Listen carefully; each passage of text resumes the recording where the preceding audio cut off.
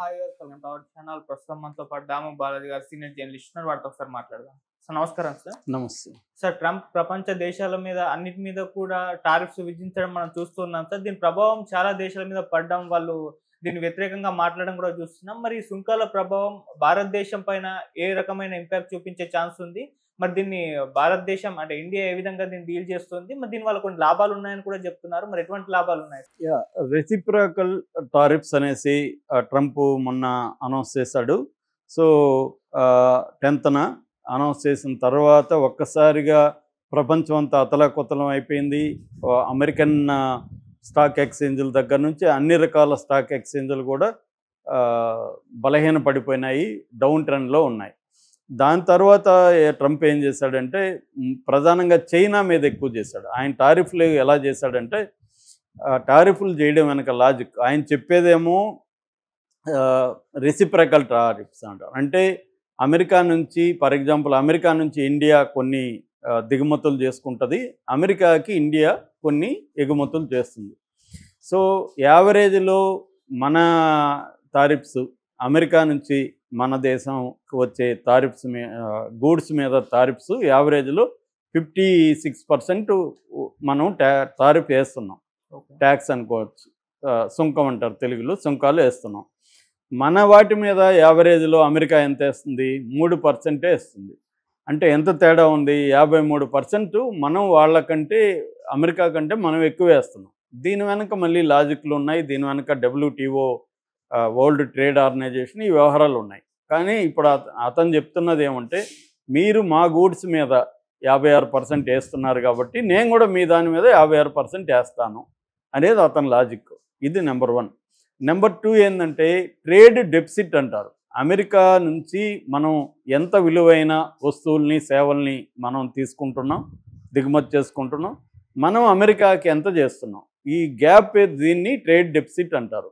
ఇది కొన్ని దేశాలతో అమెరికాకి ట్రేడ్ డెఫిసిట్ అనేది చాలా ఎక్కువ ఉంది. ఫర్ ఎగ్జాంపుల్ చైనాతో 100 బిలియన్ల పైన ట్రేడ్ డెఫిసిట్ అమెరికాలో ఉంటుంది. అంటే అమెరికా నుంచి చైనాకు వచ్చే వాటికంటే చైనా నుంచి అమెరికాకు వచ్చే వాల్యూ ఎక్కువ అన్నమాట. సో ఈ ట్రేడ్ డెఫిసిట్ తగ్గించుకోవాలి. ట్రేడ్ డెఫిసిట్ పెరిగిపోయే కొద్దీ అమెరికన్ ఎకనామీ దాని ఎఫెక్ట్ పడుతుంది.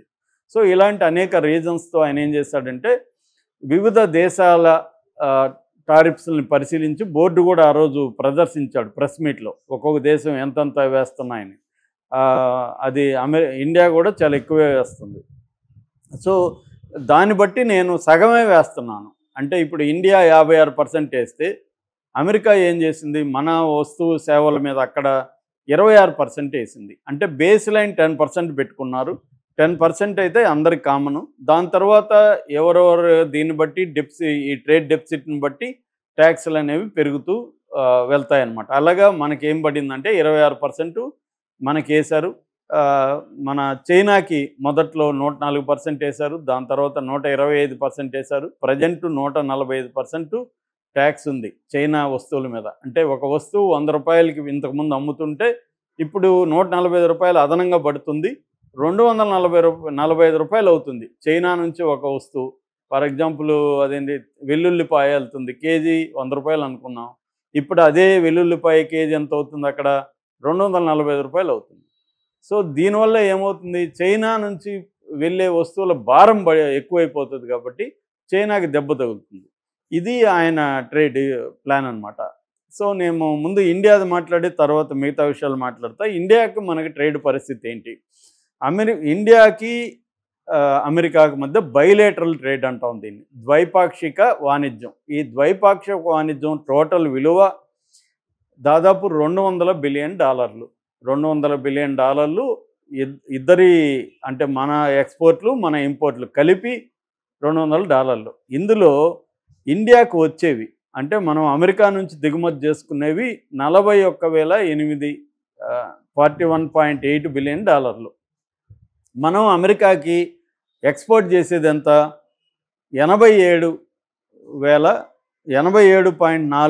బిలియన్. $87 బిలియన్. అంటే గ్యాప్ ఎంత ఉంది? $45 బిలియన్ అమెరికాకి డెఫిసిట్ అంటారు. అమెరికాకి ట్రేడ్ డెఫిసిట్ అనేది పడుతుంది ఇండియా ట్రేడ్తో. అంటే మనం ఎక్కువ ఎగుమతి చేస్తున్నాం, తక్కువ దిగుమతి చేసుకుంటున్నాం. అందుకనే మీరు కూడా మా దగ్గర నుంచి ఎక్కువ కొనండి అనేది మొన్న కూడా మోడీ కలిసినప్పుడు చెప్పాడు. కొన్ని విషయాలకు ఒప్పుకొని కూడా వచ్చాడు మోడీ. అంటే వాళ్ళ దగ్గర క్రూడ్ ఆయిల్ అలాంటివి మనం ఎక్కువ కొంటాం. అట్లాగే యుద్ధ విమానాలు F-35 ఇలాంటివి. ఫర్ ఎగ్జాంపుల్ అమెరికా నుంచి మనం ప్రధానంగా దిగుమతి చేసుకునేవి ఏవి అని కానీ చూస్తే పెట్రోలియం ఉత్పత్తులు చేసుకుంటున్నాం, రఫ్ డైమండ్లు చేసుకుంటున్నాం, లిక్విడ్ నేచురల్ గ్యాస్ ఎల్ఎన్జీ చేసుకుంటున్నాం, గోల్డ్ చేసుకుంటున్నాం, కోల్ చేసుకుంటున్నాం, ఏవియేషన్కి సంబంధించిన పరికరాలు మన ఎయిర్ ఫోర్స్ వాటికి సంబంధించి కొన్ని చేసుకుంటున్నాం. ఇది మనం దిగుమతి చేసుకునేవి. మనం ఏమి అమెరికాకి ఎగుమతి చేస్తున్నాం అంటే ఫార్మా ప్రోడక్ట్స్, అంటే వైద్య రంగానికి సంబంధించిన హెల్త్ సంబంధించిన ప్రోడక్ట్స్, అంటే జనరిక్ డ్రగ్స్ అలాంటివి ఏపీఐ అంటారు. అలాంటి వాటిని మనం ఎగుమతి చేస్తున్నాం. అట్లాగే పాలిష్డ్ డైమండ్స్ని పాలిష్ చేస్తే అవి పంపిస్తున్నాం. Petroleum products, jewellery, textile, IT services, fuel, ఇవన్నీ ఇక ఎట్లాగో టెక్నికల్ సర్వీసెస్ మనం ఇస్తున్నాం. ఐటీ సర్వీసెస్ ఇవి ప్రధానంగా ఇస్తున్నాం. సో ఇప్పుడు 26% మన మీద వేశాడు. అందులో 2-3 రంగాలకి ఎక్సెప్షన్ ఇచ్చాడు. ఒకటి pharma sector, essential pharma medicines మీద తారీఫ్ లేదు. అట్లాగే సెమీ కండక్టర్స్ మీద తారీఫ్ లేదు. కొన్ని ఎనర్జీకి సంబంధించిన కొన్ని గూడ్స్ మీద తారీఫ్ లేదు.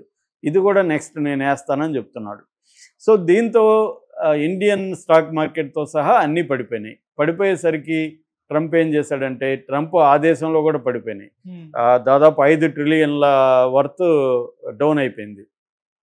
దాంతో ఏం చేశాడంటే ట్రంప్ దిగొచ్చి 75 దేశాల మీద 3 నెలలు అంటే 90 రోజుల పాటు పాజ్ పెట్టాడు. ఈ తారిఫ్స్ నేను అమలు చేయను. ఎందుకంటే అతని భాషలో చెప్పాలంటే these countries are crawling to kiss my ass అన్నాడు. వాళ్ళు వచ్చి నన్ను అడుక్కుంటున్నారు, దే ఆర్ బెగ్గింగ్ అని చెప్పాడు. సో ఈ దేశాలు బెగ్గింగ్ చేస్తున్నాయి కాబట్టి వీళ్ళకి కొంత టైం ఇస్తున్నా, నా కండిషన్లకు వీళ్ళు ఒప్పుకోవడానికి 3 నెలలు టైం ఇస్తున్నాను. అలాగే మనకి ఇండియాకి కూడా 3 నెలలు టైం ఇచ్చాడు.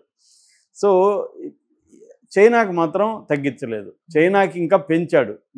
ఎందుకు చైనాకు పెంచాడంటే చైనాకి అమెరికా 104% టారిఫ్స్ పెడితే చైనా రివర్స్లో 84% చైనా కూడా పెట్టింది. మనమేం పెట్టలే. మనం రివర్స్లో అమెరికన్ గూడ్స్కి మనం పెంచలేదు, కానీ చైనా పెంచింది, 84% పెంచింది. దాంతో ట్రంప్ కోపం వచ్చి ట్రంప్ దాన్ని 125% చేశాడు. ఇప్పుడు 145 అని ఈరోజు డిక్లేర్ చేశాడు. 145% ట్యాక్స్ చైనా మీద పడుతుంది. చైనా తగ్గట్లే. చైనా ఏం చేస్తుంది, 84% ట్యాక్స్ పెట్టిందా, ఒక 18 అమెరికన్ కంపెనీలకి రిస్ట్రిక్షన్స్ పెట్టింది. సో 18 అమెరికన్ కంపెనీలు ఇప్పుడు చైనాలో నుంచి బయటికి రావాలి. టక్కని బయటికి రావాలంటే ఇబ్బందులు ఉన్నాయి.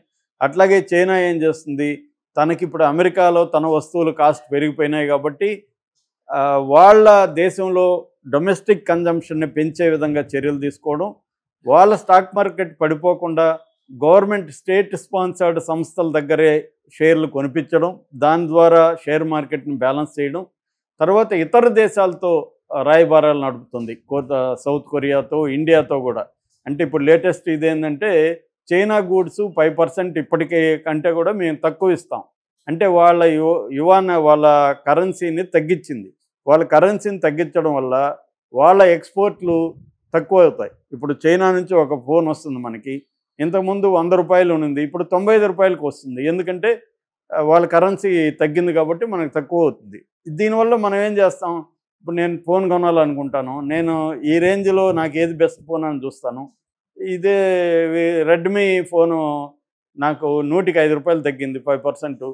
సో నాకు ఇది బెస్ట్ కదా, 5% నాకు ఎక్స్ట్రా వస్తుందని నేను రెడ్మీ కొంటాను. అలాగా మనం ఫోన్లు కావచ్చు, టీవీలు కావచ్చు, ఎలక్ట్రానిక్ వస్తువులు మనకి చీప్గా పడే అవకాశం ఉంది. అలాగా చైనా ఏం చేస్తుందంటే తలగొకుండా అమెరికాని ఢీకొంటూ ఉంది. మరి అది ఏం జరుగుతుందో చూడాలి.